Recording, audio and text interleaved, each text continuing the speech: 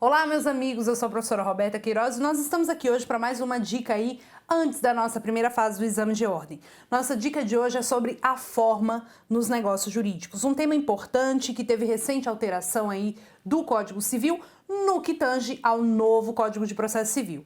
Pessoal, numa dica anterior, eu vim aqui e falei para você o seguinte: o negócio jurídico ele deve ser existente, válido e aí vai produzir os seus efeitos. É aquela escada pontiana, a tricotomia do negócio jurídico. Nesse ponto, eu quero que você se recorde que para o negócio jurídico existir, o que ele precisa? A melhor doutrina, aí liderada pelo nosso professor Pablo Stolze, ela diz o seguinte: para que o negócio jurídico exista, eu preciso de vontade, eu preciso de um agente, de um objeto e uma forma. Vontade, agente, objeto e forma. A forma é o meio pelo qual você exterioriza a sua vontade. Essa forma, ela é, via de regra, livre. A forma, ela é livre. Eu vou celebrar o meu negócio jurídico de forma livre. Eu posso fazer escrito, eu posso fazer verbal, eu tenho uma forma livre. Excepcionalmente, a lei pode exigir uma forma específica. E quando a lei exige uma forma específica ou proíbe uma determinada forma, você tem que respeitar, sob pena de se ter aí um negócio jurídico inválido na modalidade de nulidade, lá do artigo 166 do Código Civil. Então observe que a forma ela é livre e nós temos algumas considerações importantes a serem feitas no que pertine essa forma. Vamos lá no material? Olha lá, acompanhem comigo. Pessoal, a forma, diz o artigo 107, a validade da declaração de vontade não dependerá de forma especial. Quer dizer, então, que a forma ela é livre, senão quando a lei expressamente a exigir. Estamos falando do elemento forma, o meio pelo qual você exterioriza a sua vontade. Os contratos, em geral, têm forma livre. Excepcionalmente, a lei prescreve a forma. Lá na nossa disciplina de contratos, existe um fenômeno chamado princípio do consensualismo. O princípio do consensualismo, ele te informa que os contratos são formados pelo consenso de manifestação de vontades. Quer dizer, então, que eu não exijo nenhuma solenidade para a formação dos contratos. Eu digo para você, aceita comprar o celular? Você diz sim, aceito comprar o celular. Nesse ponto, o contrato está formado. Então veja que a formação dos contratos não exige qualquer solenidade, basta a manifestação de vontade. Por quê, professora? Porque a forma é livre. A forma ela é livre. Eu posso manifestar a minha vontade de maneira verbal, de maneira escrita, por instrumento particular, por instrumento público. Você define. A forma ela é livre. Porém, quando a lei trouxer uma forma específica, você tem que respeitar. Porque se você viola a forma prevista na lei, ou mesmo uma forma proibida pela lei, você vai estar violando o artigo 166. E o 166 ele diz o seguinte: olha, o negócio jurídico será nulo quando houver violação da forma prescrita em lei ou proibida por lei. Tudo bem? Em relação à forma, nós temos duas considerações. Você tem a forma do negócio jurídico para fins de prova em juízo e você tem a forma do negócio jurídico para fins de validade. Para fim de validade do negócio jurídico. E aí nós temos dois dispositivos que entra aí a alteração do Código de Processo Civil. Vamos lá no material? Olha só. Dentro disso, nós temos a forma para fim de prova em juízo, aquela forma que você vai utilizar para provar que o negócio jurídico existe e é válido lá no processo judicial. E você tem a forma como pressuposto de validade do nosso negócio jurídico. Seja um, seja outro, nós temos dois dispositivos importantes. A forma como prova, ela é chamada de forma ad probationem. E a forma como validade é a forma ad solemnitatem. Observe aqui, nesse lado aqui da forma ad solemnitatem, o artigo 108. O artigo 108 ele diz o seguinte: não dispondo a lei em contrário, porque a forma via de regra é o quê, gente? É livre. A gente acabou de ver isso. A forma não depende de nenhuma solenidade. Ela é livre. A escritura pública é essencial à validade dos negócios jurídicos que visem a constituição, transferência, modificação ou renúncia de direitos reais sobre imóveis de valor superior a 30 vezes o maior valor de salário mínimo vigente no país.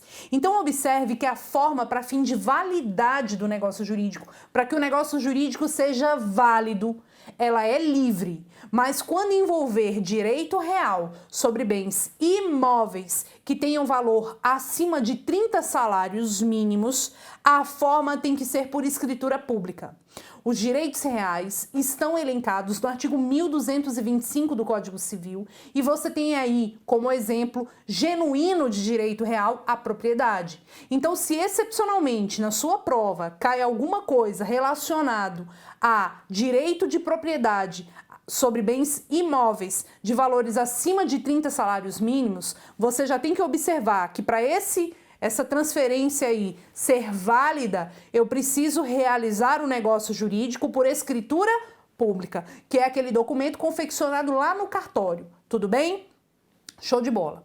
Agora, e essa prova, essa forma ad probationem? Essa forma ad probationem para fins de prova em juízo, porque a gente confundia muito esses institutos, a forma para fim de validade e a forma para fim de prova. Como que fica a forma para fins de provar em juízo aquele negócio jurídico? Por exemplo, eu ajuizei uma ação em que eu estou requerendo a de implemento contratual. Qual seria a forma para provar aquele negócio jurídico em juízo?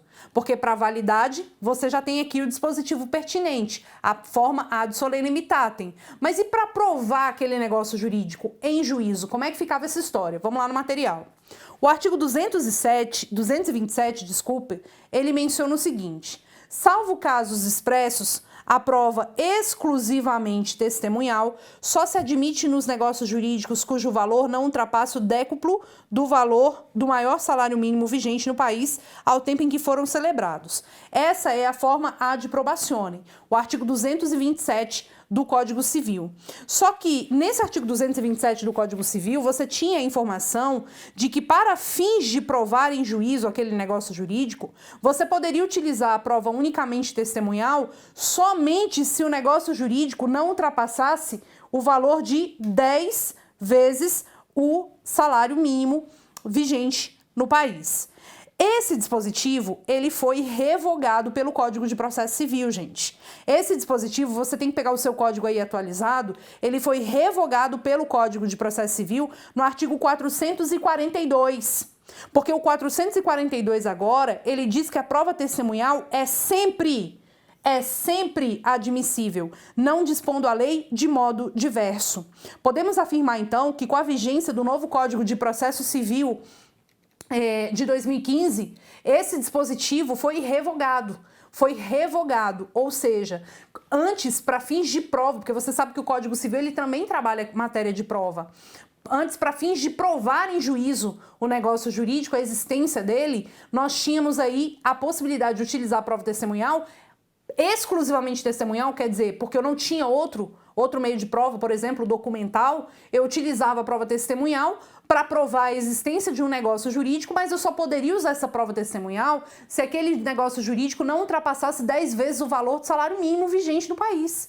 E o Código de Processo Civil agora, com uma regra inovadora, diz: a prova testemunhal é sempre admissível. Então, o Código de Processo Civil revogou nesta parte o dispositivo. Então, dentro do direito civil, a gente não fala mais em forma ad probationem. Por quê? Porque o Código de Processo Civil diz, repito incansavelmente, a prova testemunhal será sempre admissível, mas para fins de validade, a nossa forma ad solemnitatem, ela continua valendo. Ou seja, quando você estiver discutindo o direito real do 1225, geralmente direito de propriedade, lá do 1225, tá? Quando cair na sua prova algum direito real discutindo esse dispositivo, vai ser propriedade.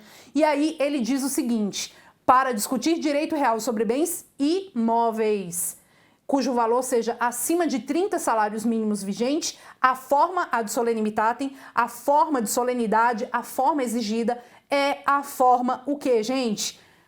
De por escritura pública prescrita em lei, sob pena de nulidade, porque o artigo 166 diz: são negócios jurídicos nulos aqueles que não respeitam a forma exigida pela lei. E tem um detalhe a mais, tem um último detalhe, uma última informação. Volta lá no material. A última informação é que, independentemente do valor, não se exige escritura pública para celebrar contrato de promessa de compra e venda, promessa, que tenha por objeto a aquisição de imóvel sujeito ao sistema financeiro habitacional. Artigo 61 da 4380 de 64. Tudo bem? Essa foi a minha dica número 9. Eu volto em seguida com a dica número 10. Espero você. Até a próxima.